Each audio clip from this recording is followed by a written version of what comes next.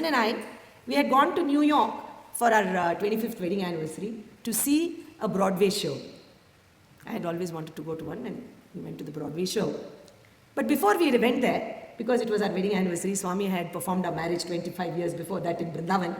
So we went to the Ganesha temple in New York, and then in Flushing, and then we went to the show. Now this was in the month of December.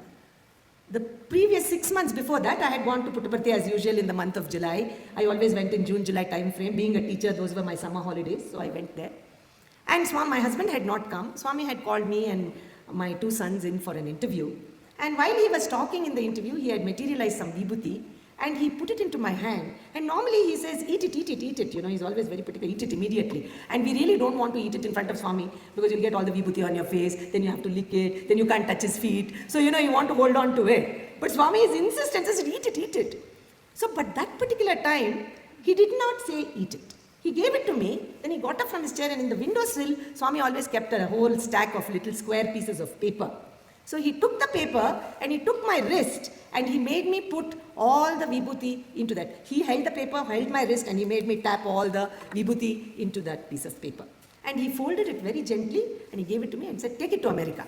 So I thought, oh, my husband is not here. So Swami is making sure that we share the vibhuti when we get home. So I took it and I brought it back to my room, and very safely I put it in my purse within the zippered thing so that when I go back I can give it to my husband. And that was that in the month of June. And in December, I came back to Washington DC, and I opened my purse and I had looked everywhere, and try as I might, I could not find that little packet that Swami had folded for me.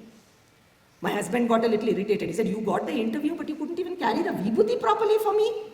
So I said, oh, I'm really sorry. I know I had kept it carefully. I went through my suitcase, I went through my purse, couldn't find it, and we felt bad, and that was the end of the story. In December, I went to New York for this Broadway show, and in the intermission, I went to the ladies' room, and I was just there washing my hands when there was a Hispanic lady who was there in the bathroom doing some work, and she looked at me. I was wearing salwar kameez, I was wearing Indian clothes, and she kept looking at me. And I thought, oh, she's looking at me because I'm wearing Indian clothes. But it's not very strange in New York. There are a lot of Indians there. People wear Indian clothes. Everybody is used to seeing them, but she kept looking at me. And I was a little uncomfortable. Then after a few seconds, she asked me, you India? She asked me. And I said, yes, I'm from India. A few more minutes went by, and she suddenly said, you know Sai Baba? She asked me. So now immediately you're alert, isn't it? Something you're in your home space. So yes, I said, I know Sai Baba. How do you know him? So she said, I don't know any Sai Baba. She said, so you know how we are all so impatient with our life. I'm like, okay, so then why are you asking me this question? These are my thoughts, you know. Then she said, no, I ask you, because she knows. She's asking me, do you know Sai Baba? She's saying she doesn't know Sai Baba. Then she says, no, I don't know Sai Baba. But I have a daughter who's 8 years old. She's extremely sick and she's in the hospital. Both her kidneys have failed and she's waiting for a kidney transplant. But I have no money for kidney transplant because I have no insurance. I just clean the bathrooms here in this theatre. I have no money for that. So every day I pray to my Lord Jesus. Every day I pray. I'm a Catholic from Argentina. She said, I pray to my Lord Jesus. I've been praying and praying, but he not hear my prayer. He has not heard my prayer. And suddenly 4 days ago, there was this man in a dress, she said. There was this man in an orange dress with curly hair. And he tell me that India woman come to your work. You ask her for, he said some word that sounded like booty. For booty, vibhuti, she heard it as booty. He said she give you booty. I asked him what is booty. He tell me it's white powder. Then I asked him, what is your name? He says, my name is Sai Baba.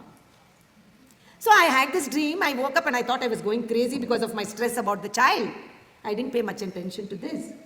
Then the following day, again I had the same. He didn't say devotee or anything. India lady is coming. I came to work, no India lady in this theatre. I went back, same. 3 days in a row, there was no Indian in the theatre. 3 days in a row, she had the same dream. This was the 4th day and she saw me in my salwar kameez. So that is the reason why she came and said, are you from India? When I said yes, she said, do you know Sai Baba?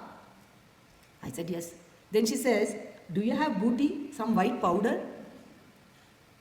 So usually, in the purse we all carry a packet of vibhuti with us, generally as Sai devotees we are used to. So I'm racking my brain, oh my gosh, I hope I have some vibhuti packet to give this lady because she's told me about her child. I opened my purse and that zippered packet where I normally, and there sitting on top is that lovingly folded vibhuti packet from June which I could not find to give my husband on the top of my wallet.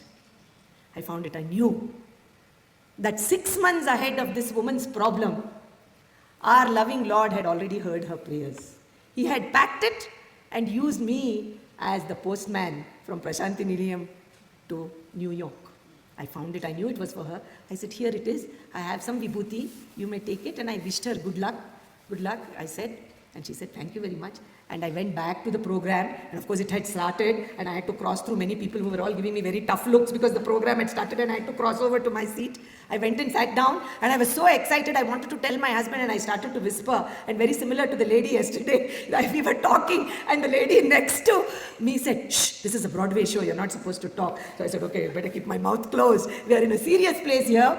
And then program got over. We were driving back to DC. And very excitedly, I said, Mohan, you know what? You yelled at me so much that I lost your vibhuti, but it was never meant for you. Our ego never lets us go. Because my husband had blamed me. And I had been very sure I had kept it carefully. And I had told him, and he said, no, you are very careless. So I said, see, I was not careless. It was never meant for you. It was meant for that Hispanic lady. So my husband, being the practical NASA engineer, he said, so that's all very fine. Did you take her phone number? We know so many doctors in the New York area who are Sai devotees. Maybe they can help her with her child. I said, no, I didn't take her number and all. He said, why didn't you think a little practically? I said, yes, but why don't you think a little spiritually? Vaidyo Narayano Harihi, we keep saying in the house. The greatest doctor on this earth is that Narayana, that Lord. What more doctor does that child need? He himself has sent the vibhuti. So we came back discussing. And being the human being that I am, every day in my prayers, I used to pray to Swami, Swami, I have given the vibhuti to her. Please take care of that poor child. Both the kidneys have failed. I prayed. 2 days went by, 3 days went by, 5 days went by, maybe even a month after that, mundane life took over. I forgot to pray about that girl. Finished. After a few days, my usual normal life continued. This was in the month of December, brothers and sisters. The following year again, as was my practice, I arrived in Prashanti Nilayam in June. I arrived in the morning in Bangalore. Afternoon darshan, I was in Prashanti Nilayam. This time all 4 of us were there. And Swami called us for an interview. As soon as he closed the door, he did not even walk up to his chair. He turned around and said, New York etlu nindi? How was New York? Immediately I said, Swami, there was that lady. Telusule, kidney transplant, emi vaddu. She did not need a kidney transplant. She's okay now. She's okay now. The child is okay now. I said, Swami, she was a lady from Argentina, Swami. She didn't even know English properly. She said she was praying to Lord Jesus every day. Swami, in such a matter of fact way, said, Ye peraite yemi bangaru. What name does it matter? By what name you call me? Does it matter? How you call me? That is important. How you call me?